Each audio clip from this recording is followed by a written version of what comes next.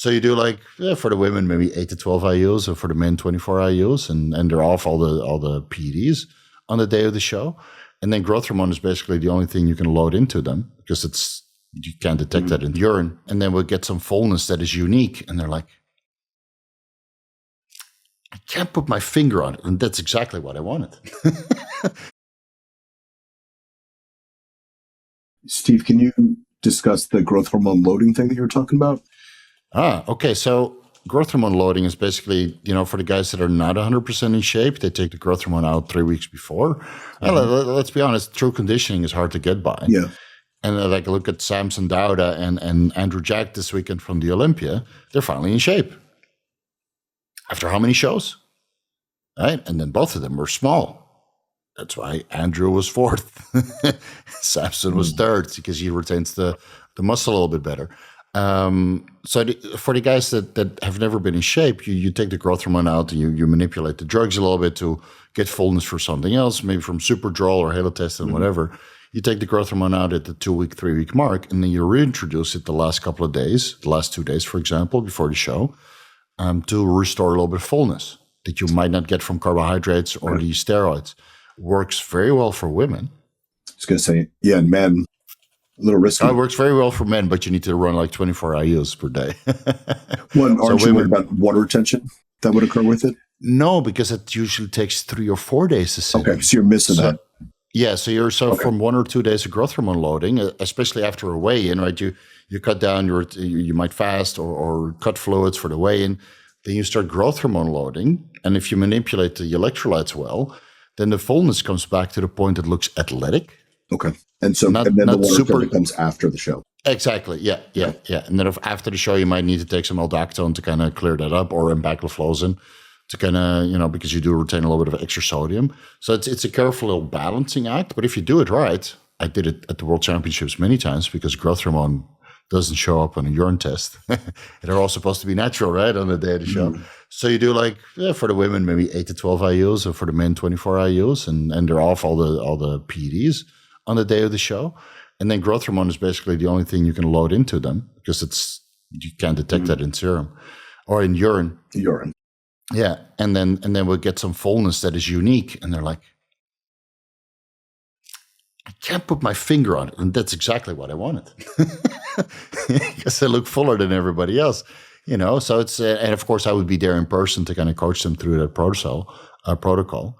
And I believe, Dean, we discussed the protocol about glucagon, right?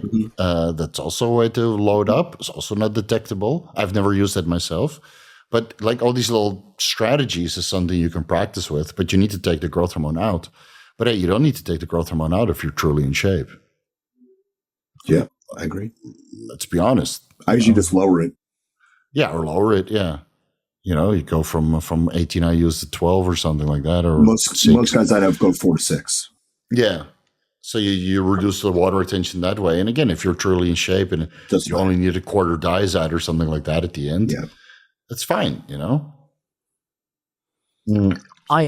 I found so many ways to get to the stage. I found if it was left in, you had like a much more like rounder looking physique. Whereas if I took it out for 10 days, you are absolutely like detail, whereas deep lines in the condition. So for me anyway, the sensitivity of the fluid or mineral retention was quite noticeable towards whether you're looking for a big visual bubbly appearance on stage or whether you really want to show the judges what sort of lines are in the glutes and hamstring.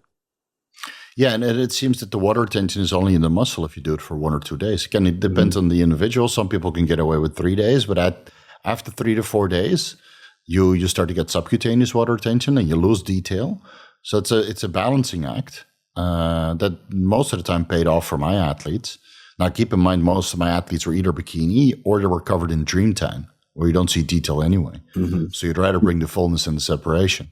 Right? You give these guys a hug and it's like you've been wrestling in the mud, dude. And I gave a lot of hugs at the World Championships because a lot of my guys were top 3 in the prize money. So it's like, bring it in, bro. And then you got a whole dream tan all over your body. Yeah, disgusting. Disgusting. Yeah, but that's that's when I was still coaching. But I know several people do the growth hormone loading and to great success, and it does bring a nice athletic and aesthetic look to the physique.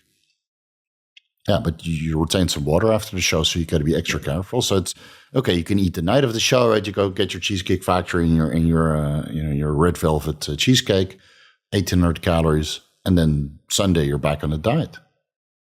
It's that simple. You got to deplete because you were 95, 99% carb loaded for the show. Maybe you did some fat loading, so your insulin sensitivity is already ruined. On the day of the show, you don't eat so much, right? Because you want to retain that look. You might do some growth hormone and anadrol and suspension or whatever. And then you have your cheesecake in the evening, and then Sunday you're back on the cardio machine and the dieting. You're just hydrating. But because if you continue to eat, that ain't good, man. You're beyond full. And then you turn to the Michelin man, and your whole thing starts to. I went to my wife one time. She was like eating for 2 days, and then we flew back, and you get more water retention in the plane, right? Then by the time she arrived, oh my God, she looked like worse than she started her diet. I said, okay, we're not doing this anymore.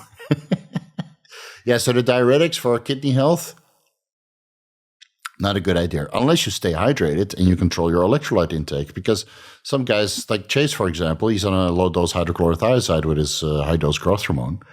And that seems to be working quite well, and his kidney function is intact. I think the problems come from kidney use is when you do it in combination of weird sodium and potassium protocols and water restriction, especially Lasix, like loop diuretics. They're pushing against the kidneys to excrete, but there's nothing to excrete.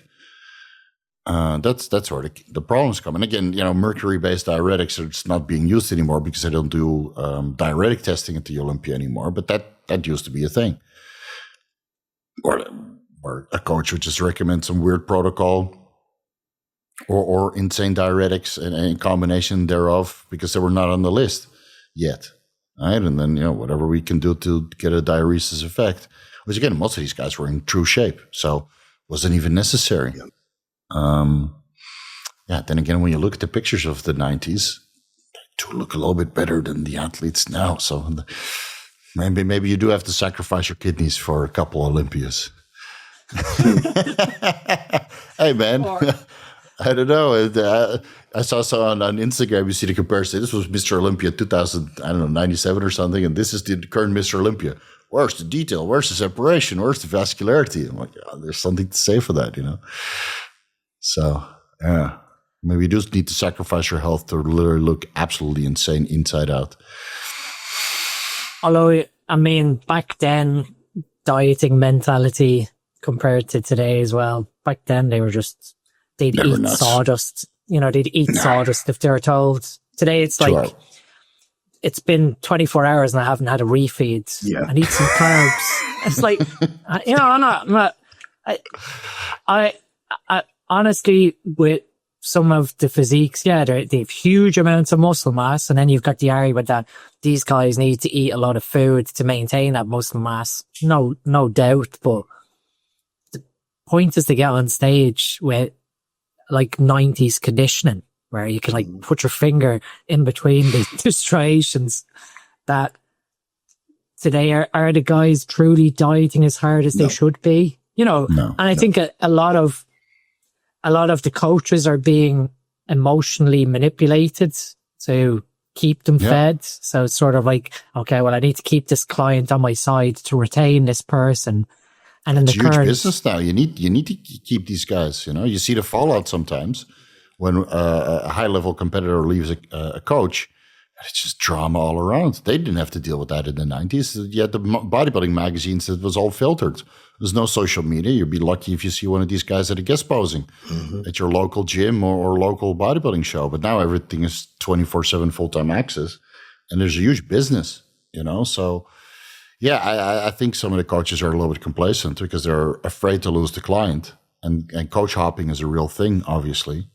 And then social media blows smoke up their asses. So, my coach is just telling me to fucking do 2 hours of cardio and no food. And fuck this guy. Everybody tells me I'm the greatest ever, So you have to keep it real. I lost a lot of clients this way back in the day. Because, they're the best in their country. And I tell them to suck fucking up and actually come in shape, and train, keep the intensity going. Because how are you going to retain muscle mass? Yeah. And then I'm so tired. I just shut the fuck up, man. You chose to do this. Yeah, it's prep. Welcome to the real world. I'm hungry. I'm flat. Yeah, I'm hungry. And dude, now you can't even say that anymore because there's red, you're too tight. Just use the red, you're too tight. I'm hungry. This is what you tight? What are you talking about?